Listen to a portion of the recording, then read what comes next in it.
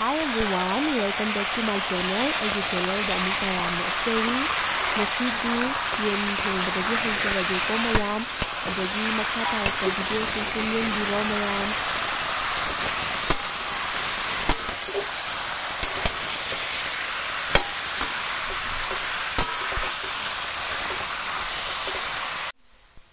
Mayam sida yen da hapnaba salad semnaba pochai khara leizare.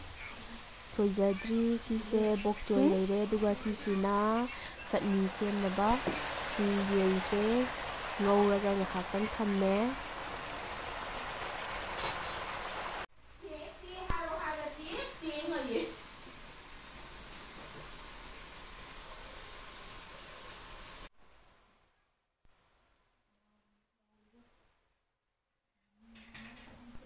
Si chutney semnabase machan kharadi dum hapchagare morok hapkadaba watli hujik morok theaga khara amu hapchanjarage sida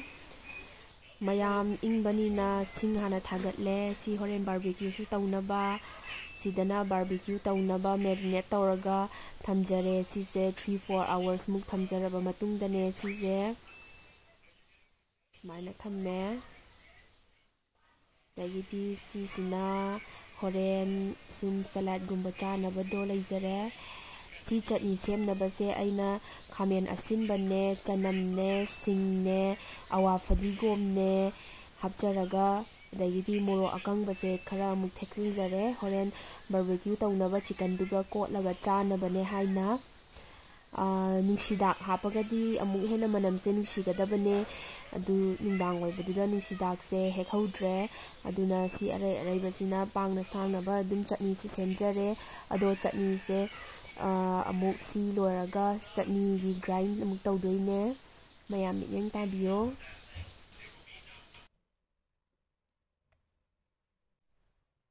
Mahau amuk hena lainaba horen aina sida champra khara sumjinjare champra tangkhai ama khaidoga sumjinjare sida aina sing hapchakibase sing powder gi do adu oina hapchaki ko mayam do smain khumjalaga grind tawrani hujiki potlam mayam do grind tawthoage.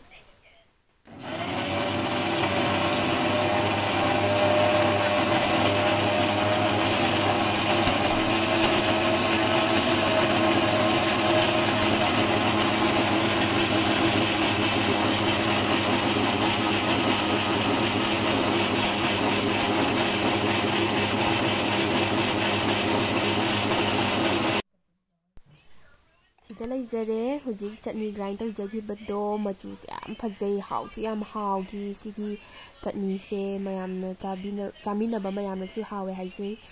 ado sidana agina sai chicken do bokchoy hapchanjare nahan hingondagi aga bokna pirakpa bokchoy do chicken thongbada oina hapchare mayam.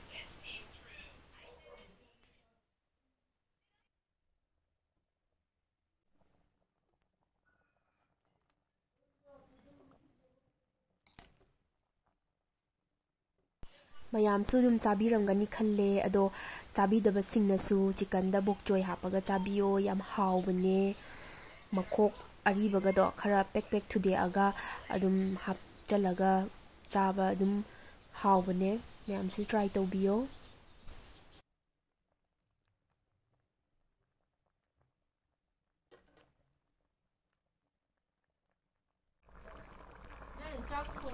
Tana sida leizare chicken thongba sisina koi barbecue tawnabagi magi item singdo leizade duna maifu ani tawraga fry pan thangalaga oina sida barbecue gi yense ayu ngasai yen sembadi ti ucha haudre pana slice tawthoe munnaba aduga smaina thamjare sida akhoi se turido thau tainaba turido leizadre duna spring onion oina tawre si smaina leire mulakpagi kaba amuk yaithoga spring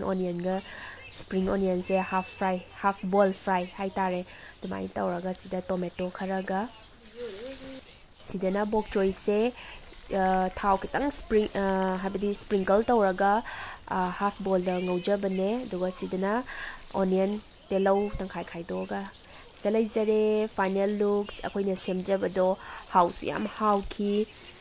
चिकनसे फजना अदुम मुल्ले चटनीसु अदुम मोरक सारगा फजना हाउखी मयाम सिसे चिकन दो काटीना खर चपथचरे अदुगा नसागी चटनी दुदा डिप तौरगा चारनी खरा मना बोक्चोय मनादा योमगा चटनी खरा हापगा तेलौ हापे देगी थबी हापे दुगा बोक्चोय मनादा तौरगा खरा मना चाजरे लेटेस्ट फंगद्रबनिना अदो मयाम आगी चैनल से नुंगाई बिरदी please like share and subscribe my video. See you in my next video. Bye bye and happy new year.